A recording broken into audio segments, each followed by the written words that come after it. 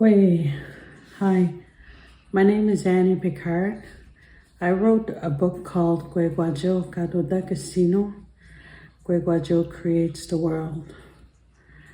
I wanted to write this book in memory of my grandmother. I was raised by my grandparents when I was young, and some of the things that I learned when I was young was things that I learned through storytelling. My grandparents used to take turns telling me stories in the evenings. Every night I would get a different story. The Innu, I'm Innu. I'm also part Innu from Quebec also. So I used to go back and forth between two grandparents. And it was my grandparents here in Labrador that told me all these stories. And the Innu language, our own language, is an oral language. So everything we've learned through our stories and our legends, all the values we know, and everything that we've learned through oral tradition. And it's really important to us, and it's only probably in the past, 50 years, maybe a little bit more, that our language has been written down. But when I was young, these stories were not written down. We had to learn them through memory and repetition. And I think my grandparents knew that when I was young, that they had to tell me these stories over and over again. So when my grandmother got sick when she was older, and when I was older, she made me feel like it was okay for me to start telling her stories. And I started out by talking to my nieces and my nephews. And one of the things that I always tried to do when I was young is I would tell these stories only when I was out on the land with them. And it was important for me to do that because the land for the Innu is so important to us. It's very sacred. And I felt that when I was growing up, being on the land, these stories that I would hear would make my imagination go. And I would hear stories of animals that we don't have, like mammoths.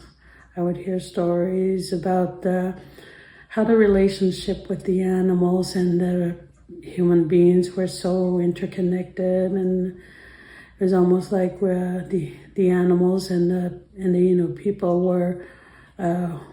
were always had a relationship with one another. And so that made my imagination go as I heard these stories. And the other thing too that I found was interesting is when I was growing up, I've never seen pictures of different animals. So a lot of times my grandparents, as they were telling me these stories, would tell me words or use words that I've never heard before. Like the story of the mammoth. That to me was a new word that I've never heard before. And my grandmother called it gajidosh. And I remember being so fascinated by a new word. And I asked my grandmother, "What is gajidosh?" And she told me it was a creature that lived long ago. And they don't live here anymore. They died out. And I said, "What did they look like?" And she said, "I don't know what they look like because I didn't see them. But what I heard is that They were very big animals, very big creatures that had a lot of fur and a very big nose. So never having seen what an elephant looks like or a mammoth, I couldn't even comprehend what that looked like. So I just thought in my mind it must have been a monster or something. That's how my mind created it. But it wasn't until I was older when I started getting interested in history and looking into dinosaurs and like mammoths and stuff like that, that I started recognizing some of these animals and some of these stories that were connected. So it tells me that the stories were very, very old. And it also told me that the Innu people have been on the land for a very, very, very long time. So I really like these stories. So a lot of them have teachings. These are some of the things that we still use to this day, some of the teachings. A lot of values, they are hidden in our stories. That's where we get a lot of our Innu values. And they're very important to the Innu people. And sharing them as I grew older, I felt it important for me to share these stories with our young people too, especially the young Innu children. Kuekuatsheu is one of the longest stories, one of the longest legends we have, as far as I know, because my grandmother used to say when I would ask her to tell me a story about Kuekuatsheu, she would say, "Oh, I don't want to talk about that story," because she said it's too long. And so she would tell me the story of Kuekuatsheu in bits by bits. And being a young kid, one of the things I used to do is ask all kinds of questions. And one day I asked my grandmother, well, where did we come from? Where did the Innu people come from?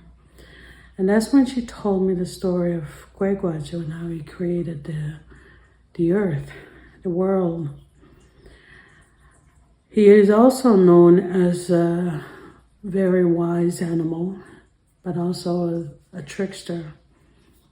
He was always getting into some mischief, and he was also funny. He had a very funny character, which tells me a lot about how humor is very important to the Innu people. In our families, there's a lot of humor involved. When we get together, there's a lot of laughter and a lot of funny stories we share to make each other laugh. And even when we are going through really sad moments, our laughter is something that's always very strong. The story of Kuekuatsheu starts out with there being a great flood, and Kuekuatsheu decides that he can create the world, and he needs the animals involved to help him. And they all work together. They all try to help how much they can. And it also has a very small hero that comes to save the day in the end. It's one of those stories that I hope children will enjoy. Thank you.